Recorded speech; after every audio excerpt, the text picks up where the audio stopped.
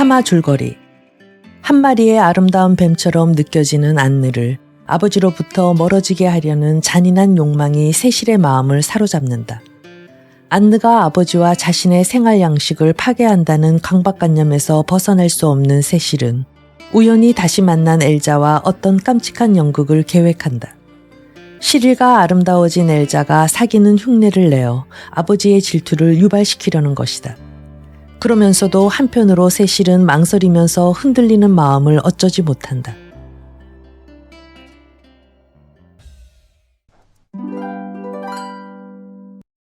사랑의 원무. 아버지는 놀람 이외의 감정은 표시하지 않았다. 하녀는 엘자가 슈트케이스를 가지러 왔다가 곧 되돌아갔다는 자초지종을 얘기했다. 나는 하녀가 어째서 엘자와 내가 만난 것을 말하지 않았는지 모르겠다. 하녀는 이고장 사람으로 대단한 공상가였는데 우리 가정의 상태에 대해서 매우 강한 호기심을 갖고 있는 모양이었다. 특히 그녀가 치워준 방에 대해서는. 한편 아버지와 안느는 양심의 가책을 받아 나의 눈치만 살폈다. 처음 한동안은 견디기 어려웠던 그들의 친절도 곧 흐뭇한 것으로 생각됐다. 요컨대 그것이 내 탓이긴 해도 시릴과 엘자가 완전히 화합이 되었다는 표시를 내면서 계속 팔짱을 끼고 있는 것을 보는 것은 그다지 즐거운 일이 못 되었다. 나는 더 이상 배를 탈 수 없었지만 내가 그랬던 것처럼 바람에 머리를 흩날리며 지나가는 엘자를 볼 수는 있었다. 우리가 그들과 마주쳤을 때 내가 짐진 무관심하고도 초연한 태도를 취하는 것은 그리 어려운 일이 아니었다. 왜냐하면 우리는 그들을 여기저기서 만났기 때문이다. 즉 소나무 숲속에서, 마을에서, 거리에서 말이다.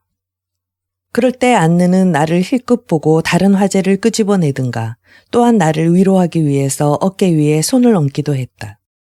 내가 안느가 친절한 사람이라는 것을 이미 말했던가. 나는 안느의 친절함이 그 지성의 세련된 모습이었는지 혹은 단순한 무관심이었는지 모른다. 하지만 그녀는 언제나 적당한 언어와 몸짓을 지니고 있었다. 그래서 만일 내가 정말 괴로워하고 있었다면 이만큼 좋은 받침대는 없었으리라. 나는 그다지 걱정을 않고 형편 돌아가는 대로 내버려 두었다. 왜냐하면 앞서도 말한 것처럼 아버지는 무엇 하나 질투하는 눈치를 보이지 않았다. 그것은 아버지의 안느에 대한 애정의 깊이를 증명함과 동시에 나의 연극이 효과가 없음을 알려주는 것이라 나의 자존심에 상처를 주었다. 어느 날 아버지와 내가 우체국에 들어가려고 했을 때 마침 엘자와 마주쳤다. 그녀는 우리들을 못 본 모양이었다. 아버지는 꼭 모르는 여자를 대하듯 휘파람을 불며 돌아보았다. 저 봐라, 엘자가 몹시 예뻐졌는걸. 사랑 덕분이겠죠. 하고 나는 말했다. 아버지는 내게 깜짝 놀란 시선을 던졌다. 넌 그전보다 태연해졌구나. 별 수 없지 않나요? 하고 나는 말했다. 그 사람들은 같은 또래고 또 그렇게 될 운명이었던 모양이죠 뭐. 안느가 없었다면 조금 더 이렇게 될 운명이 아니었을 텐데. 아버지는 몹시 노여워하고 있었다. 만일 내가 적극적이었다면 그런 애송이한테 여자를 뺏기지 않는다는 것 좀 넌 알아줄 수 있니? 하지만 역시 연령이 문제예요. 하고 나는 심각한 듯이 말했다. 아버지는 그까짓것 하는 듯이 어깨를 조금 으쓱해 보였다. 돌아오는 길에 나는 아버지가 생각에 빠져 있는 것을 눈치챘다. 아버지는 어쩌면 엘자도 젊고 그리고 시릴도 젊다는 것을 생각했을는지도 모른다. 그리고 동년배의 부인과 결혼함으로써 자기는 한패였었던 나이가 없는 사나이들의 패거리로부터 탈락된 것을. 나는 불현듯 승리의 쾌감을 느꼈다. 나는 안느의 눈자이며 입가의 잔주름을 볼 때 자신을 비난했다. 하지만 자신의 충동에 따라 행동하고 그런 다음 나중에 뉘우친다는 것은 너무나도 단순하다. 일주일이 지났다. 사건의 진행을 잘 모르는 시릴과 엘자는 매일 나를 기다리고 있을 것이다. 나는 만나러 가기가 머뭇거려졌다. 그들은 억지춘향이로 나에게서 책량을 뺏어갈 것이며 나는 그것이 마음에 걸렸다. 그래서 오후에는 공부 핑계를 대며 나는 언제나 내 방에 틀어박혔다.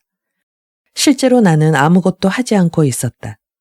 나는 요가책을 한 권 발견해내고는 커다란 신념을 가지고 그것에 몰두했다. 나는 이따금 혼자서 소리를 내지 않는 아주 어리석은 짓을 하고 있었다. 왜냐하면 나는 안느에게 늘 공부를 하고 있다고 말했기 때문이다. 나는 안느 앞에서 실현당한 계집애가 언젠가는 훌륭한 학사가 된다는 희망을 안고 사랑의 상처를 어루만지는 역을 연출하고 있었다. 그녀가 나를 높이 평가하고 있는 것처럼 보였다. 나는 이따금 식탁에서 칸트를 인용하기도 했는데 그것이 아버지를 눈에 띄게 실망시켰다. 어느 날 오후 나는 인도 사람처럼 보이게끔 목욕타올로 몸을 감싸고 오른발을 왼쪽 넓적다리 위에 올려놓은 다음 요가의 가르침을 깨달은 것처럼 거울 속의 나를 뚫어지게 들여다보고 있었다. 그때 누군가 노크했다. 나는 하녀라고 생각했다. 하녀는 무엇에든지 무관심했기 때문에 나는 들어오라고 소리를 질렀다. 그것은 안느였다. 그녀는 순간 얼어붙은 것처럼 문 앞에 우뚝 서 있더니 이윽고 미소를 띄었다. 무슨 장난을 하고 있니? 요가예요. 하지만 이건 장난이 아니에요. 인도의 철학인거려. 하고 나는 말했다. 안느는 테이블로 다가가서 내 책을 집어들었다. 책은 100페이지에 펼쳐져 있었고 다른 페이지들에는 내가 실현 불가능이라든지 너무 힘을 소모시킨 것 같은 말들을 새까맣게 적어 놓았던 것이다. 아주 충실하군 하고 그녀가 말했다. 그런데 세실이 우리에게 그토록 열렬하게 말해주었던 그 파스칼에 대한 명논문은 어떻게 됐지? 내가 식탁에서 파스칼에 대하여 연구하고 공부한 것처럼 보이면서 그의 말에 관하여 논하기를 즐겨했던 것은 사실이었다. 나는 물론 그것을 한 줄도 쓰지는 않았다. 나는 움직이지 않았다. 안느는 나를 뚫어지게 쳐다보고 나서 납득을 했다. 공부를 안 하고 거울 앞에서 어리석은 장난을 하는 것까지는 그래도 좋아. 하지만 아버지와 나에게 거짓말을 하고 좋아하고 있다니 아주 유감스럽군. 그렇잖아도 세실의 갑작스런 지적인 활약이 나를 놀라게 하더니 안느는 나가버렸다. 나는 목욕타월을 감은 채 멍청하게 있었다. 나는 그녀가 그것을 거짓말이라고 한 것을 이해할 수가 없었다. 나는 다만 그녀를 기쁘게 해주기 위해서 논문을 떠들어댔던 것뿐인데. 그런데 벼랑간 안느가 나를 모멸로 때려 눕힌 것이다. 나는 그녀가 요즘 나에게 종전과 다르게 대하는 태도에 익숙해져 있었던 터라 차갑고 사람을 모욕하는 이 비웃는 태도가 나를 발끈하게 만들었다. 나는 가운을 벗어던지고 슬랙스를 입고 낡은 스포츠 셔츠를 입고 밖으로 뛰쳐나갔다. 더위는 펄펄 끓는 듯 했지만 나는 일종의 분노에 쫓겨 뛰기 시작하고 있었다. 나는 자신이 부끄러워하고 있는지 어떤지를 확실히 판단하지 못했으므로 나의 노여움은 한층 더 가열되었다. 나는 시릴의 집까지 뛰어갔다. 숨을 헐떡이면서 별장 입구에서 우뚝 서버렸다. 오후의 더위 속에서 집은 이상하리만큼 호젓하고 조용했으므로 그들이 안고 있는 비밀 속에 들어가 앉아 있는 것 같았다. 나는 시릴의 방으로 올라갔다.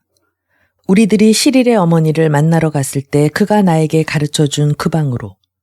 나는 도어를 열었다. 시릴은 뺨을 팔베개에 얹고 침대에 비스듬히 누워 잠들어 있었다. 나는 한동안 그를 바라보았다. 그때 처음으로 시릴이 무방비 상태의 감동적인 모습으로 느껴졌다. 나는 시릴을 낮은 음성으로 불렀다. 그는 눈을 뜨고 나를 보자 곧 몸을 일으켰다. 아니, 어떻게 여길? 나는 그에게 큰 소리 내지 말라고 눈짓을 했다. 만일 그의 어머니가 와서 나를 아들의 침실에서 발견했다면 그렇고 그럴 것이라고 믿어버리리라. 하긴 누구라도 그렇게 생각하리라. 나는 자신이 당황하기 시작한 것을 느끼며 도우쪽을 향했다. 어딜 가? 돌아와 세실. 하고 시릴이 외쳤다. 그는 내 팔을 움켜잡고 웃으면서 제지했다. 나는 그를 돌아다 보았다. 나도 아마 그랬을 것이지만 시릴은 파랗게 질렸다. 그래서 내 손목을 놓았다. 그렇지만 그것은 곧 나를 품 안으로 끌어들이기 위해서였다. 나는 어지러움 속에서 생각했다. 어차피 이렇게 될 걸. 그 후엔 사랑의 윤무였다. 욕망에 손을 내미는 두려움, 다정함과 열광, 그리고 난폭한 고통에 이어서 승리에 부푼 쾌락이. 나는 운이 좋았다. 그리고 시릴은 소중한 애정을 얻었다. 그날부터 나는 쾌락을 알게 된 것이다. 나는 어리 빠지고 아연해져서 그의 곁에서 1시간을 보냈다. 나는 언제나 사랑은 손쉬운 것이라고 말해지는 것을 듣고 있었다. 나는 사랑에 대해 내 나이가 갖는 무지로 노골적으로 얘기했다. 그런데 나는 이제 결코 그처럼 무관심하고 난폭한 투로 이 일에 대해서 얘기할 수 없을 것처럼 생각되었다. 시릴은 나와 나란히 누운 채 나와 결혼하겠다는 것과 그리고 나를 평생 그의 곁에 두겠다는 얘기를 했다. 나의 침묵이 그를 초조하게 만들었다. 나는 몸을 반쯤 일으켜서 시릴을 쳐다보며 나의 연인 하고 불렀다. 그는 고개를 숙였다.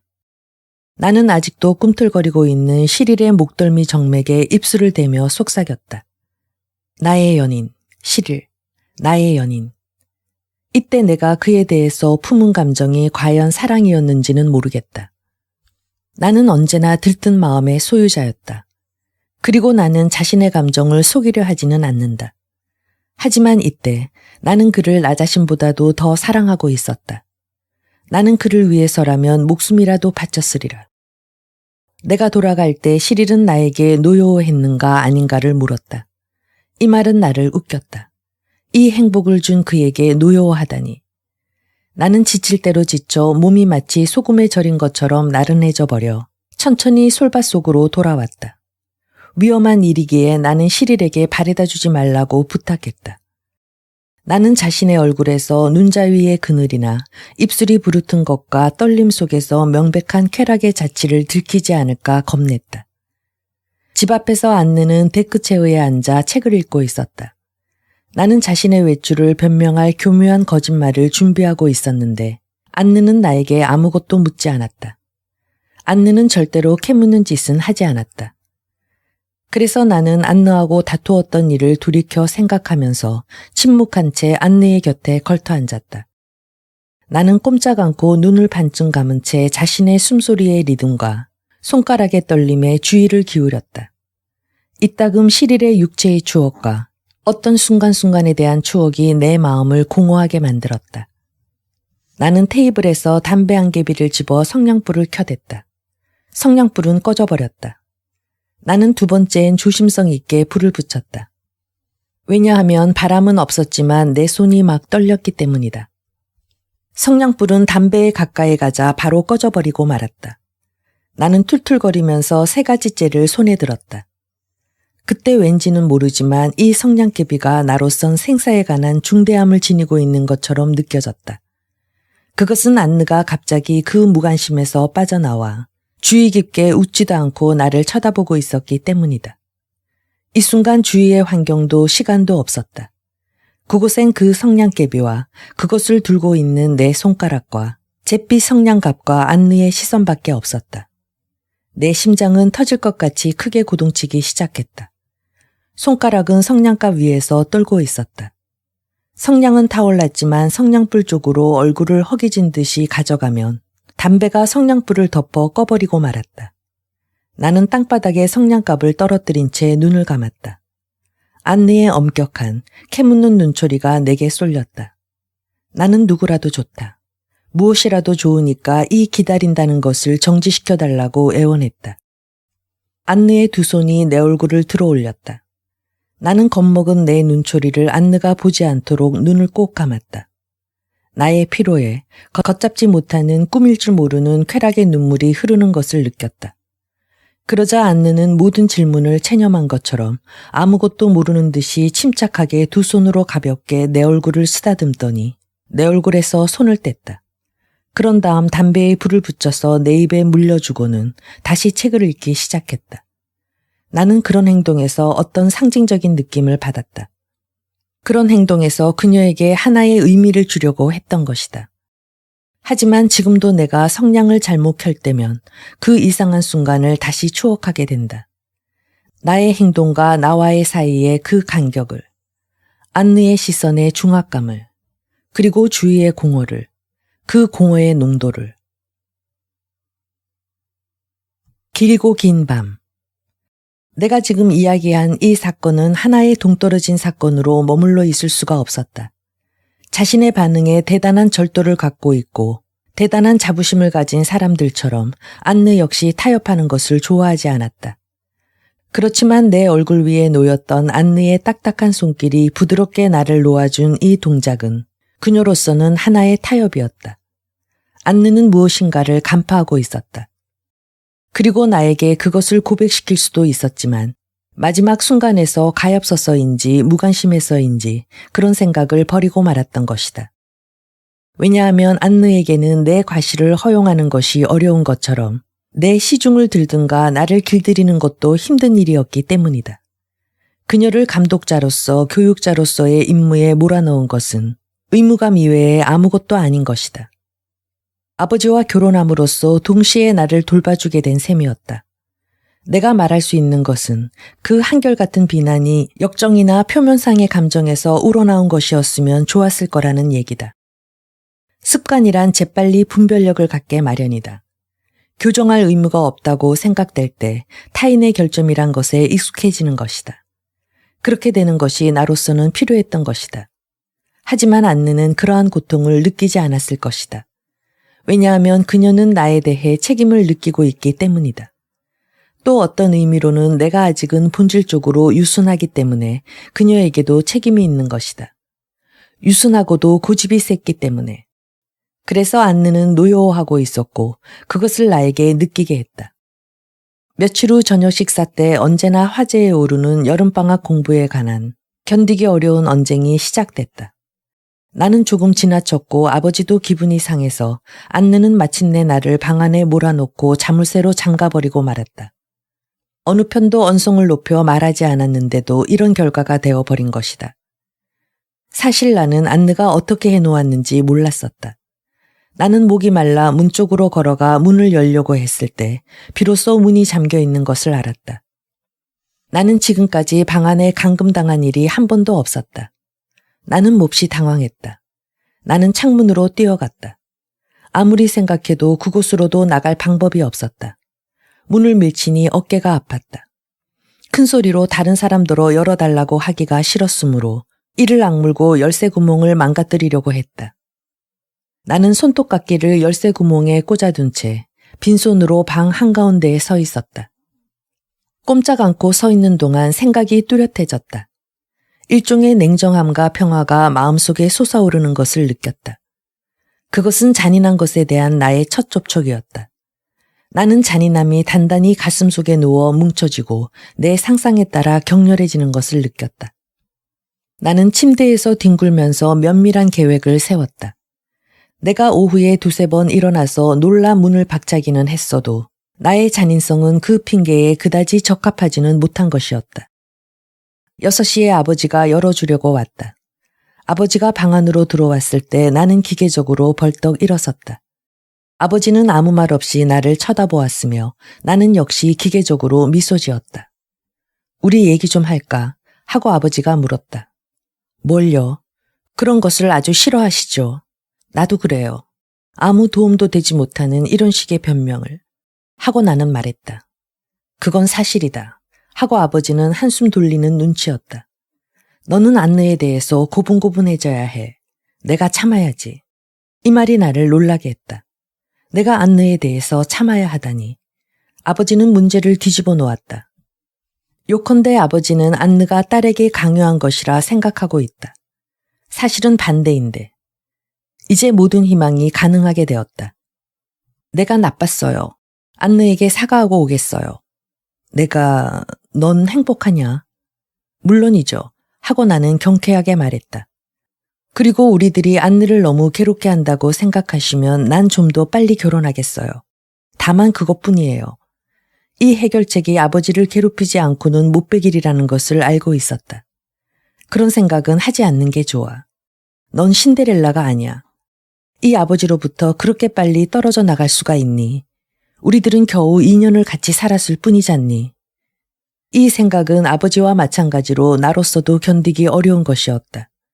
나는 아버지에게 안겨서 울면서 잃어버린 행복이나 격한 감정을 호소하는 순간을 상상했다.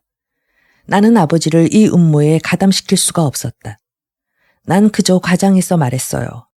네, 나는 안느와 뜻이 잘 맞아요. 서로 양보만 한다면 말이에요. 그렇고 말고 하고 아버지는 말했다. 그러나 아버지는 틀림없이 나와 마찬가지로 양보한다는 것은 쌍방이 아니라 아마도 내 쪽이라고 생각하고 있었으리라. 네, 알겠어요. 나는 안느가 언제나 옳다는 것을 잘 알고 있어요. 안느의 생활은 우리들의 생활보다 훨씬 훌륭해요. 훨씬 깊은 고상한 맛을 알고 있어요. 하고 나는 가볍게 말했다. 아버지는 무심결에 찬성하지 않는 듯한 태도를 보였다. 그러나 나는 그것에 상관하지 않고 계속 말했다. 이제부터 한 달이나 두 달 안에 안느의 생각에 아주 동화되어 버릴 거예요. 우리 사이에 이젠 어리석은 말다툼도 생기지 않을 거예요. 단지 약간의 인내가 필요하겠죠. 아버지는 분명 당황해하며 나를 쳐다보았다. 또한 겁내는 태도로. 왜냐하면 아버지는 미래의 장난에 동조할 공모자를 잃어버린 셈이었고 과거도 역시 조금 상실하고 만 것이기 때문이었다. 극단적이 되어선 안 돼. 하고 아버지는 힘없이 말했다. 나는 내 나이에 맞지 않는, 그리고 내 나이에도 맞지 않는 그런 생활을 내게 시켰다는 것을 인정한다. 하지만 그것은 못났거나 불행한 생활은 아니었어. 사실 우리는 그렇게 슬프지도 않았고 비정상적이지도 않았어. 이 2년 동안 말이다. 매사에 대해서 안느의 생각이 조금 다르다고 해서 그런 식으로 모든 걸 부정할 필요는 없는 거다. 부정할 필요는 없겠죠. 하지만 버리지 않으면 안 돼요. 하고 나는 확신을 갖고 말했다. 물론. 하고 불쌍한 아버지는 말했다. 그리고 우리들은 아래층으로 내려갔다. 나는 수줍어하지도 않고 안느에게 사과했다. 안느는 사과는 필요 없다고 하며 더위가 우리들 언쟁의 원인일 거라고 말했다. 나는 별 거리낌이 없었으며 명랑했다. 나는 약속이나 했던 것처럼 솔밭 속에서 시릴과 만났다. 시릴에게 이제부터 하지 않으면 안 될 것을 얘기했다. 그는 두려움과 존경이 섞인 태도로 듣고 있었다. 그런 다음 나를 두 팔로 끌어안았지만 너무 시간이 늦어서 나는 돌아오지 않으면 안 되었다. 시릴과 헤어지는 괴로움이 나를 놀라게 했다. 만약에 그가 나를 붙잡아둘 구실을 찾으려 했다면 아마도 찾아낼 수 있었으리라. 내 육체는 시리를 반기며 싱싱하게 깨어났고 그의 육체를 향해서 꽃피고 열렸다. 나는 정열적으로 키스했다. 시리를 아프게 하려고 생각하고 흔적을 남겨 밤새도록 한시도 나를 잊지 않도록 하면서 밤엔 내 꿈을 꾸도록 해주고 싶었다. 왜냐하면 시릴이 없는, 나를 마주보는 그가 없는, 그 교묘함이 없는, 그리고 그 격한 열정과 오래 내무가 없는 밤은 길고 길 것이기 때문이었다. 새롭게 느껴지는 인생. 이튿날 아침 나는 드라이브웨이를 산책하려고 아버지와 함께 나섰다. 우리들은 의미 없는 말을 즐겁게 짓거리고 있었다. 별장으로 돌아오는 도중 나는 솔밭을 지나서 돌아가자고 했다. 때는 정각 10시 반이었다. 바로 예정된 시각이었다. 아버지는 내 앞을 걷고 있었다. 왜냐하면 길이 좁고 가시덤불로 덮여 있었기 때문에 나는 발을 긁히지 않도록 치워주는 아버지를 뒤쫓아갔다. 아버지가 갑자기 우뚝 걸음을 멈춘 것을 보고 나는 아버지가 그들을 발견한 것을 알았다. 나는 아버지 곁으로 갔다. 시릴과 엘자는 솔잎 위에 누워서 완전히 전원의 행복을 만끽하는 듯 잠들어 있었다. 내가 두 사람에게 그렇게 하도록 시켰던 것인데도 이런 그들을 바라보는 내 마음은 찢어질 것만 같았다. 엘자의 아버지에 대한 애정과 시릴의 나를 향한 애정에도 불구하고 그들이 모두 아름답고 젊으며 그리고 그처럼 다정하게 몸을 붙여 누워있다는 것은 괴로운 일이었다. 나는 아버지를 쳐다보았다. 아버지는 꼼짝 않고 핏기가 가신 창백한 표정으로 두 사람을 뚫어지게 쳐다보고 있었다. 나는 아버지의 팔을 깨웠다. 깨우지 말아요. 그냥 가요. 아버지는 엘자에게 최후의 시선을 던졌다. 엘자는 젊음이 넘치는 아름다움을 가시하며 벌렁 드러누워 있었다. 노르스름한 젓갈색 머리칼을 온통 풀어헤치고 입술에는 젊은 림프와 같은 엷은 미소를 띠고 있었다. 마침내 그녀는 아름다움을 되찾은 것이다. 아버지는 획 돌아서서 빠른 걸음으로 걷기 시작했다. 망할 계집 같으니 하고 아버지는 중얼거렸다. 왜 그렇게 말씀하세요? 엘자는 자유가 아니에요. 그렇지 않아요? 그런 것이 아니다. 너는 시릴이 그 여자의 품에 안겨있는 걸 보고 기분이 좋았니? 난 이제 그를 사랑하지 않아요. 하고 나는 말했다. 나도 그렇다. 나도 엘자를 사랑하고 있진 않다. 하고 아버지는 분개해서 외쳤다. 하지만 아무리 그렇다고 해도 그다지 유쾌한 일은 아니야. 나와 그 여자와는 함께 산 적이 있으니까 더욱 참지 못하겠다. 나도 알고 있었다. 그것이 더욱 참지 못하게 하리라는 것을. 아버지는 나와 똑같은 욕망에 사로잡혀 있었다. 달려가서 두 사람을 떼어놓고 자기의 것을 되찾고 싶은 욕망. 만일 안느가 아버지의 말을 들었다면, 뭐, 안느가 내 말을 듣는다면이라고. 물론 이해 못하겠지. 그렇지 않으면 분개하겠지. 당연한 일이지. 하지만 너는 분명히 내 딸이잖니. 그렇지. 너마저 이젠 아버지를 이해하지 못하겠다는 거냐. 너도 분개하고 있지. 아버지의 생각을 돌리는 것이 나로서는 얼마나 쉬운 일이었던가. 너무도 아버지를 잘 알고 있는 것이 나를 약간 겁나게 했다. 난 분개하지 않아요. 하고 나는 말했다. 하지만 매사를 정면에서 관찰해야만 해요. 엘자는 건망증이 심하고 시릴이 자기 마음에 들고 이미 아버지에게는 관심이 없어요. 더구나 아버지가 그녀에게 그런 짓을 한 후에는 말이죠. 그런 짓은 용서 못하는 거예요. 만일 내가 하려고만 생각한다면 하고 아버지는 말을 하기 시작하다가 놀라서 입을 다물었다. 그래선 안 될 거예요. 틀림없이. 나는 힘주어서 말했다. 엘자를 다시 소나기에 넣는 기회를 의논하는 것이 아주 자연스러운 일이기라도 한 듯이. 하지만 그런 생각은 하고 있지 않다. 하고 아버지는 이성을 회복하며 말했다. 물론 그렇죠. 하고 나는 어깨를 약간 으쓱하면서 말했다. 이 어깨를 으쓱한 것은 안 돼요. 불쌍한 아버지. 경쟁에서 탈락한 걸요 뭐. 라는 것을 의미하고 있었다. 아버지는 집에 오기까지 아무 말도 안 했다. 집으로 들어가자 아버지는 안느를 양팔로 끌어안고 눈을 감은 채 몇 초 동안 그대로 그녀를 포옹하고 있었다. 안느는 미소 지으면서 놀란 듯 아버지가 하는 대로 내버려 두고 있었다. 나는 방을 나와서 부끄러움에 떨면서 복도 칸막이에 기대 있었다. 2시에 나는 시릴의 가벼운 휘바람 소리를 들었으므로 해변으로 내려갔다. 그는 나를 요트에 태우고 바다 쪽으로 향했다. 바다는 비어 있었다. 누구도 이처럼 태양이 내리쬐는 한낮에 나다니려고 하지 않는 것이다. 일단 바다로 나오자 시릴은 돛을 내리고 내 쪽을 바라보았다. 우리는 그때까지 거의 아무 말도 하지 않고 있었다. 오늘 아침 하고 시릴이 말문을 열었다. 아무 말 마. 아무 말도 하지 마. 하고 나는 말했다. 그는 두꺼운 스크천 위에 다정하게 나를 밀어 벌렁 쓰러뜨렸다. 우리는 땀으로 범벅이 되어 미끄러지면서 또 익숙하지 못해서 조바심을 내고 있었다. 배는 우리들 밑에서 규칙적으로 흔들리고 있었다. 나는 바로 눈 위에 있는 태양을 쳐다보았다.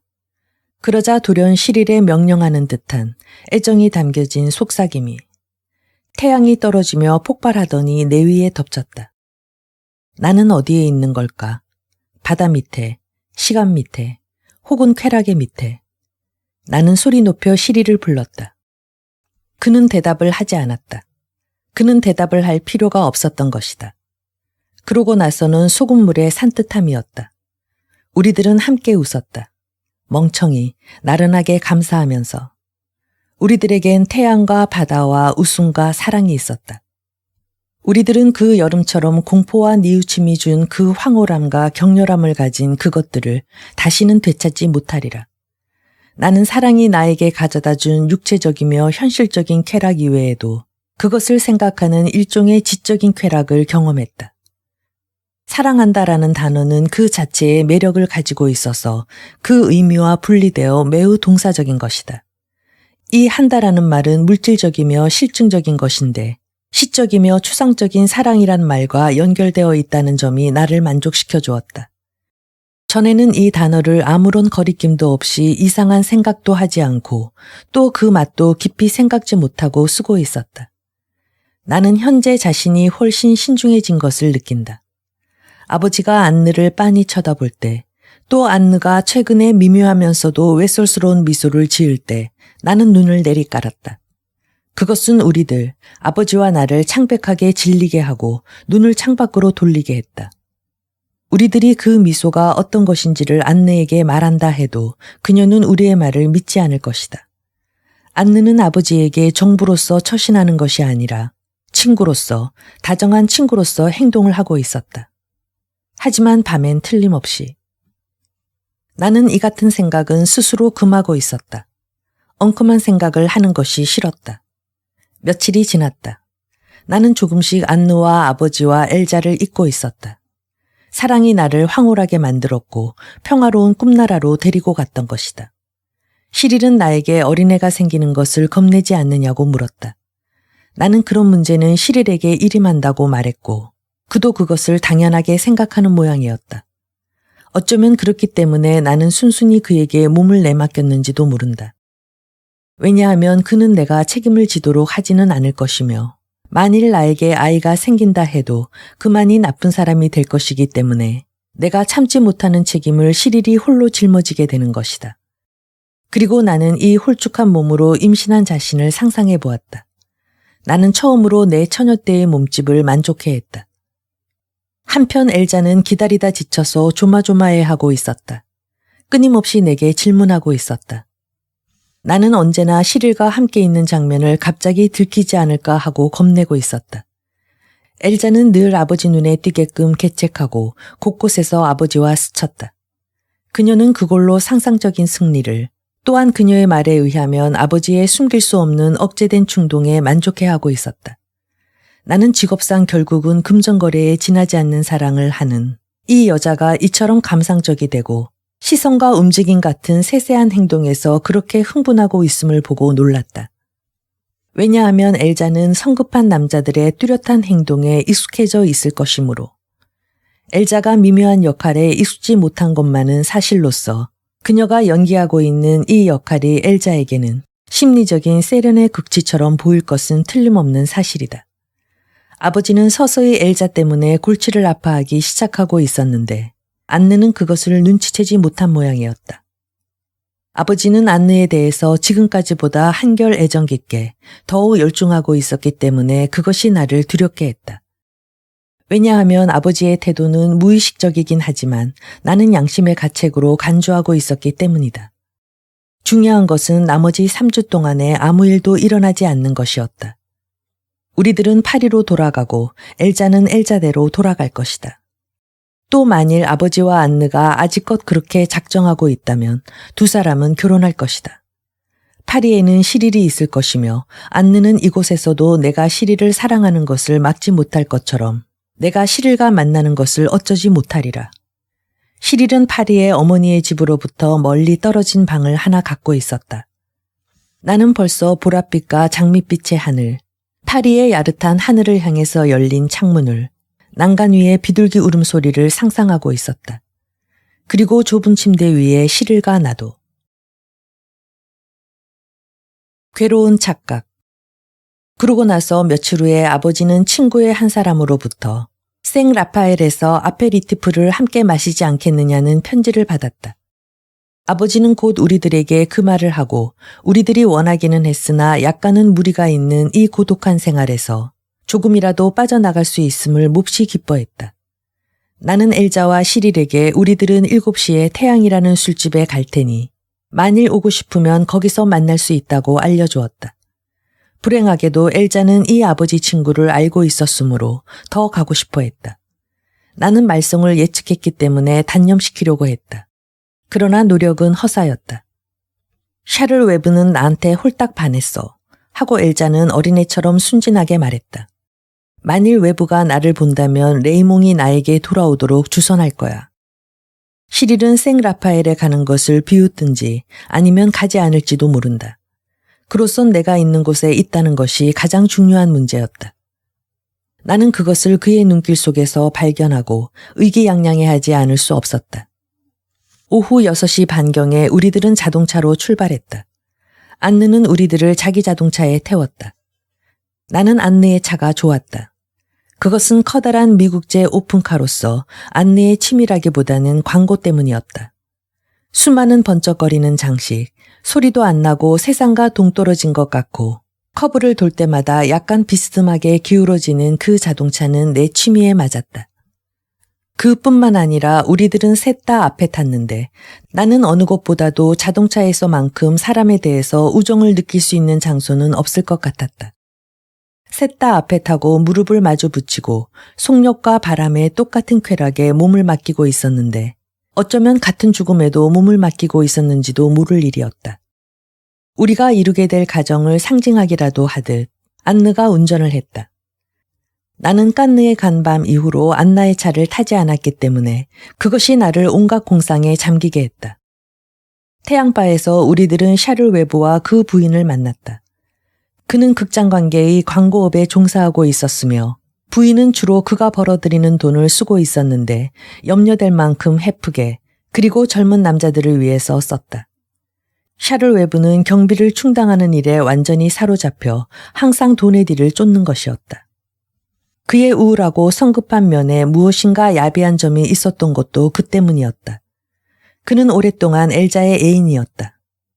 왜냐하면 엘자는 그 미모에도 불구하고 특별히 욕심 많은 여인도 아니었으며 그러한 점에서 그녀의 무관심이 그의 마음에 들었기 때문이었다. 샤를 웨브의 부인은 심술통이었다.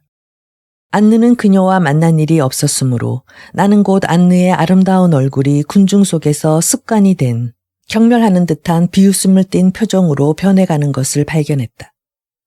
샤를 웨브는 언제나처럼 잘 짓거리면서 안느에게 탐색하는 듯한 시선을 던지고 있었다. 그는 분명히 안느가 어째서 이 남봉꾼 레이몬과 그 딸과 함께 있는지 궁금해하고 있었다. 나는 얼마 안 되어 알게 되리라는 생각으로 한껏 오만해짐을 느꼈다. 아버지는 숨을 돌리려는 것처럼 몸을 약간 그에게로 수그리고는 느닷없이 이렇게 말했다. 이봐, 뉴스가 있어. 안느와 나는 10월 5일에 결혼한다네. 웨브는 바보처럼 번갈아 가면서 두 사람을 쳐다봤다. 나는 아주 기뻤다. 그의 부인은 실망하고 있었다. 그녀는 전부터 아버지에게 생각이 있었던 것이다. 축하하네 하고 웨브가 외쳤다. 떠들썩한 큰 소리로. 그건 굉장한 아이디어야. 마담, 당신이 이따위 불황자의 시중을 드신다니. 당신은 참으로 숭고하시군요. 여보게 보이, 축하를 해야지. 안느는 아무렇지도 않다는 듯이 잔잔한 미소를 띠고 있었다. 그때 나는 웨브의 얼굴이 활짝 피어나는 것을 보았다. 나는 돌아보지 않았다. 엘자, 야, 신난다. 엘자 마켄블이 나를 몰라보는데. 레이몽, 자네도 봤나? 저 계집애가 아주 예뻐졌는걸. 그럴 테지. 하고 아버지는 행복한 듯이 말했다. 그런 다음 아버지는 생각난 듯 얼굴빛을 바꿨다. 안느가 아버지의 음성을 눈치채지 못할 리가 없었다. 그녀는 재빨리 아버지에게서 내게로 얼굴을 돌렸다. 안느가 무슨 말인가 하려고 입을 열려고 했기 때문에 나는 그녀 쪽으로 몸을 숙였다. 안느 아주머니가 너무나도 우아해서 야단들이에요. 저기 저 남자들이 아주머니를 쳐다보고 있어요. 하고 나는 은근하게 말했다. 적어도 아버지에겐 들릴 정도의 큰 소리로. 아버지는 급히 뒤를 돌아보고 문제의 사나이를 발견했다. 난 이런 것이 싫어. 하고 아버지는 안느의 손을 잡았다. 어머, 아주 다정하시군요. 하고 웨브 부인이 비웃으며 감탄했다. 샤를, 두 분을, 애인들을 방해해선 안 될 것 같아요. 세실만을 초대했더라면 좋았을걸. 만일 그랬다면 세실은 오지 않았을 거예요. 하고 나는 말했다. 왜? 어부들 중에 애인이라도 있어요. 그녀는 내가 버스 차장과 벤치에 앉아 얘기하는 것을 한번 본 후로 나를 밑바닥 인생 취급을 하고 있었다. 네, 그래요. 하고 나는 명랑한 채 하면서 이렇게 말했다. 그래, 많이 낚았어. 견딜 수 없는 것은 그녀가 자기의 표현이 익살이 넘치는 걸로 착각하고 있다는 점이었다. 나는 차츰 노여움이 치밀어 올랐다. 난 마크로의 전문가는 아니지만 낚시질은 해요. 침묵이 흘렀다. 언제나 흐트러지지 않는 안느의 목소리가 들렸다. 레이몽, 스트로를 달라고 하지 않겠어요. 오렌지 주스엔 없어선 안 되거든요. 샤를 웨브가 재빨리 청량 음료에 관한 화제를 꺼냈다. 아버지는 억지 웃음을 짓고 있었다. 나는 아버지가 아버지대로의 방법으로 술을 마시면서 생각에 잠겨 있는 것을 보았다. 안느는 나에게 애원하는 듯한 시선을 던졌다. 우리들은 싸움하기 직전의 사람들처럼 곧 함께 식사에 들어가기로 작정했다. 나는 식사 중 술을 많이 마셨다. 안느가 아버지를 바라볼 때의 걱정스러운 표정과 나에게 시선을 줄 때의 막연한 감사의 표정을 잊기 위해서. 외부 부인이 혀를 나에게 돌릴 적마다 관대한 미소를 갖고 그녀를 바라보았다. 이 전법이 그녀를 당황하게 만들었다. 그녀는 재빨리 도전적이 되었다. 안느는 싸움하지 않도록 내게 신호를 보냈다. 안느는 공개적인 싸움은 아주 싫어했는데 외부 부인이 금방이라도 시작하려고 하는 것 같았기 때문이다. 나는 이런 것엔 익숙해져 있었다. 우리들이 교제하고 있는 사람들 사이에선 흔히 있는 일이었다. 그래서 그녀의 잔소리를 듣고도 나는 별로 긴장하지 않았다. 식사 후에 우리들은 생라파엘의 카바레로 갔다. 우리들이 도착한 후에 바로 엘자와 시릴이 도착했다. 엘자는 곧 입구 문턱에 우뚝 서더니 갱이실의 여자와 큰 소리로 말을 주고받더니 그런 다음 가엾은 시릴의 부축을 받으면서 중앙으로 걸어 들어왔다. 나는 엘자가 연인이라기보다 직업적인 태도를 짓고 있다고 생각했지만 그러나 그렇게 생각하기에는 엘자가 너무나도 예뻐 보였다. 누구냐? 저 여드름 투성이의 애송이는. 아주 젊은데 하고 샤를 외부가 물었다. 애인이에요. 사랑이 엘자를 예뻐지게 한 거예요. 하고 그의 부인이 중얼거렸다. 그럴 리가 없어. 일시적으로 빠진 것뿐이야. 하고 아버지는 거칠게 말했다. 나는 안느를 보았다. 그녀는 냉정하고 덤덤하게 엘자를 쳐다보고 있었다. 흡사 그녀의 새 의상을 입힌 마네킹이나 매우 젊은 여인을 쳐다볼 때와 같은 태도로. 아무런 가시돋친 표정도 안 짓고. 나는 순간 야비함이나 질투가 전혀 없는 안느를 열렬하게 찬미했다. 그리고 나는 그녀가 엘자를 질투할 이유가 전혀 없다고 생각했다. 안느는 엘자보다도 몇백 배나 아름다웠고 세련되어 있었다. 나는 술에 취해 있었으므로 그 말을 안느에게 했다. 그녀는 이상스러운 듯이 나를 봤다. 내가 엘자보다 예뻐. 그렇게 생각해. 물론이에요. 그야 뭐 언제라도 그런 얘기를 듣는 건 기분 나쁘지 않아. 하지만 세실은 너무 많이 마셨어. 잔을 이리 줘요. 저기 세실에 시릴이 있는 걸 보아도 슬프지 않아. 저 사람도 시시한 사람이로군. 그는 나의 정부예요. 하고 나는 쾌활하게 말했다. 세실은 완전히 취했군. 돌아갈 시간이에요. 다행스럽게도. 우리는 위로하며 외부 일행과 헤어졌다. 나는 점잔을 빼면서 외부 부인을 친애하는 부인이라고 불렀다. 아버지가 핸들을 잡았고 내 머리는 안느의 어깨에 얹혀 흔들렸다. 나는 외부 부부보다도 우리들이 늘 만나고 있는 보통 사람들보다도 안느를 좋아한다고 생각하고 있었다. 그녀가 더 좋았고 더 고상했으며 더 지적이었다. 아버지는 별로 말이 없었다. 아버지는 틀림없이 엘자가 카바레에 나타났을 때의 모습을 생각하고 있을 것이다.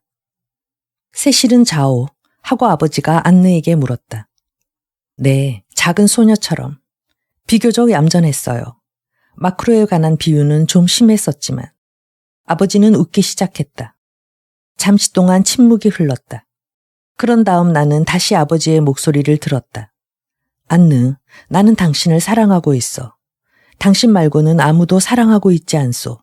믿어주겠소. 그렇게 다짐을 하지 마세요. 난 두려워요. 손 좀 이리 줘요. 나는 일어나서 항의할 뻔했다. 안 돼요. 벼랑 위를 운전하고 있을 때는. 하지만 나는 조금 취해 있었다. 안느의 향수, 내 머리카락을 스치는 바닷바람, 우리가 사랑을 하는 동안 시릴의 어깨 위에 만들어진 작은 상처. 나에겐 행복을 느끼며 잠자코 있을 이유가 얼마든지 있었다. 나는 잠들어 버렸다. 그동안 엘자와 불쌍한 시릴은 그의 어머니가 금년에 생일 선물로 사준 오토바이로 애를 먹으면서 기로에 접어들었으리라. 왠지 모르지만 나는 감동해서 울고 싶어졌다.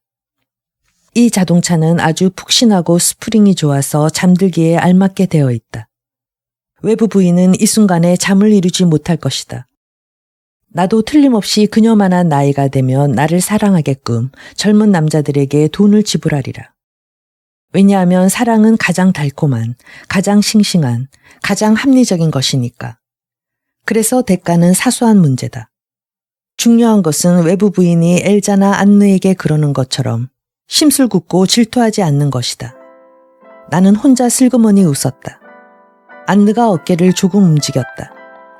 자요. 하고 그녀가 위험을 보이며 말했다. 나는 깊은 잠에 떨어졌다.